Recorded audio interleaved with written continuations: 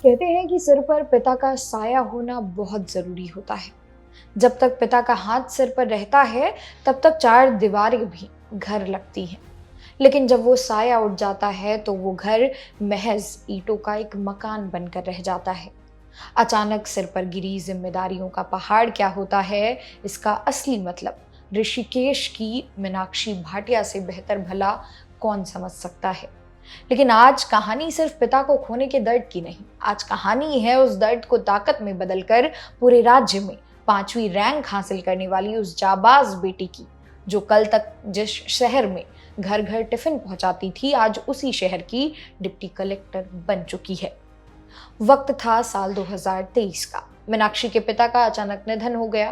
हंसता खेलता परिवार पल भर में बिखर गया और घर पर आर्थिक तंगहाली के काले बादल छा गए। घर का खर्च चलाने के लिए मीनाक्षी की मां ने टिफिन सर्विस का काम शुरू किया।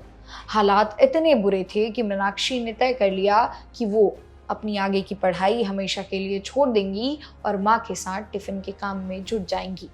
वो अपने सपनों की कुर्बानी देने को तैयार थी। लेकिन एक माँ आखिर माँ होती है। माँ ने बेटी के कदम पीछे नहीं खींचने दिए। माँ ने साफ कह दिया कि मुश्किलें चाहे जितनी हो, तुम पढ़ाई नहीं छोड़ोगी। इसके बाद शुरू हुआ एक अनोखा संघर्ष। मीनाक्षी और उनकी बहन ने माँ के साथ हाथ बटाना शुरू किया। वो अपनी स्कूटी पर टिफिन लादकर घर घर और दफ्तरों में डिलीवरी देने जाती थी। जब मीनाक्षी अलग अलग सरकारी और प्राइवेट दफ्तरों में लोगों को टिफिन देने जाती, तो बंद केबिन में अधिकारियों और कर्मचारियों को कुर्सी पर बैठे काम करते हुए देखती थी। उस वक्त टिफिन हाथ में पकड़े मीनाक्षी के मन में बस एक ही ख्याल आता था, एक दिन, बस एक दिन मुझे भी इसी तरह सम्मान के साथ कुर्सी पर बैठकर देश की सेवा करनी है। वो अक्सर काम से थक जाती थी, लेकिन हिम्मत नहीं हारती थी, क्योंकि मीनाक्षी बचपन से ही कोई साधारण स्टूडेंट नहीं थी, बल्कि वो एक पैदाइशी टॉपर थी। ऋषिकेश से स्कूलिंग के दौरान उन्होंने 10वीं और 12वीं में टॉप रैंक हासिल की थी। इसके बाद उत्तराखंड ओपन यूनिवर्सिटी से पोस्ट ग्रेजुएशन यानी पीजी में उन्होंने पूरी यूनिवर्सिटी में पहला स्थान प्राप्त कर गोल्डन मेडल जीता था। पढ़ाई की इसी ताकत को उन्होंने अपना सबसे बड़ा हथियार बनाया और शुरू की यूके-पीएससी की तैयारी। ये सफर रातों रात नहीं बदला, इसके पीछे सालों की अटूट तपस्या थी। साल 2024 में मीनाक्षी ने बेहद कठिन यूके-पीएससी की प्रारंभिक परीक्षा यानी प्रीलिम्स पास की। हौसला बढ़ा तो दिन रात एक करके साल 2025 में मुख्य परीक्षा यानी मेंस को भी नस्ते नाबूद कर दिया और आखिरकार साल 2026 में इंटरव्यू का वो आखिरी पड़ाव भी पार कर लिया।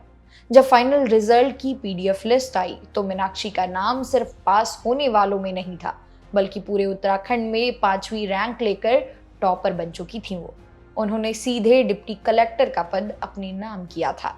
सोचिए, जो बेटी कल तक ऋषिकेश के दफ्तरों में टिफिन की डिलीवरी देने जाती थी, आज जब वो खुद लाल बत्ती की गाड़ी में बतौर डिप्टी कलेक्टर अपने दफ्तर पहुंचेगी, तो उनके सम्मान में कितने सिर झुक जाएंगे। मीनाक्षी की ये कहानी चीख चीख कर कहती है कि आपके पिता का साया भले ही उठ गया हो, लेकिन उनका आशीर्वाद हमेशा आपके साथ रहता है। अगर आपकी माँ का भरोसा और आपकी खुद की जिद चट्टान जैसी मजबूत हो, तो दुनिया की कोई भी तंगहाली आपकी उड़ान को रोक नहीं सकती। सलाम है मीनाक्षी भाटिया के इस जज्बे को और उनकी माँ के इस अटूट विश्वास को।